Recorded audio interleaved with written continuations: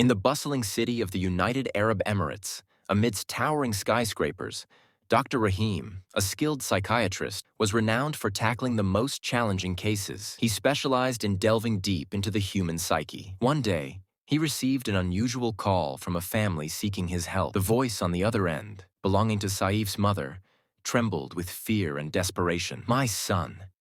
I can't explain what he's doing.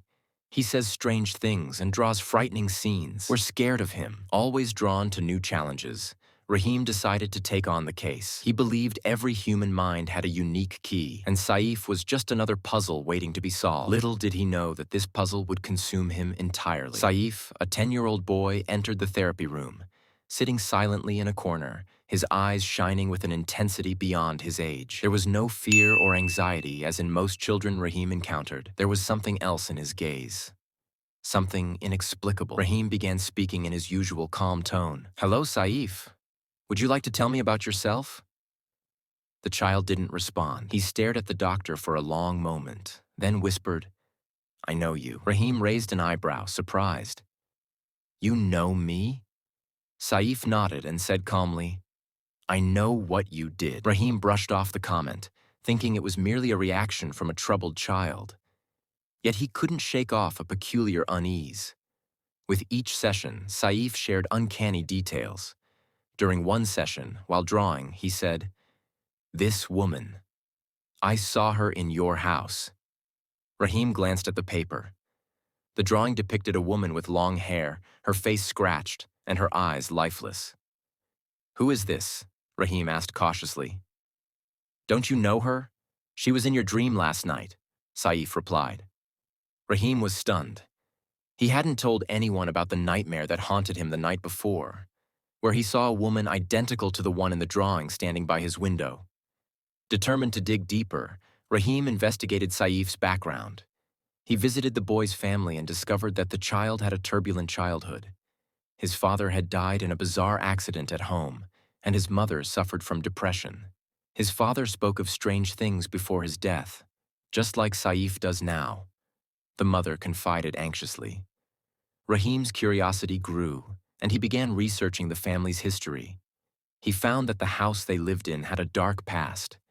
Years ago, another family had lived there, but they all mysteriously disappeared. The only lingering tale was of a woman said to have performed strange rituals before being brutally murdered in that house. Rahim's own nightmares worsened. The woman appeared repeatedly in his dreams. One night, as he reviewed his notes from Saif's sessions, he heard a sound in his house. He went downstairs to find an old photograph lying on the floor. It was of a woman who looked exactly like the one Saif had drawn. "How did this photo get here?" he muttered to himself. In the next session, Rahim entered the room determined to confront Saif. "Who is the woman you keep talking about? Why do I see her in my dreams?" Saif smiled for the first time and said, "She has chosen you. She's looking for the truth." "What truth?" Rahim demanded, struggling to maintain his composure. "The truth about what you did," Saif replied coldly. Sweat trickled down Rahim's forehead. "What do you mean?" Saif answered calmly. "You know. She just wants you to confess." Rahim felt the walls closing in around him. Buried memories resurfaced. An incident he had tried to forget. Years ago, he had caused a car accident that resulted in a woman's death, but he never reported it. In a faint voice inside the confines of Dr. Rahim's clinic, a chilling realization echoed. You cannot escape your past.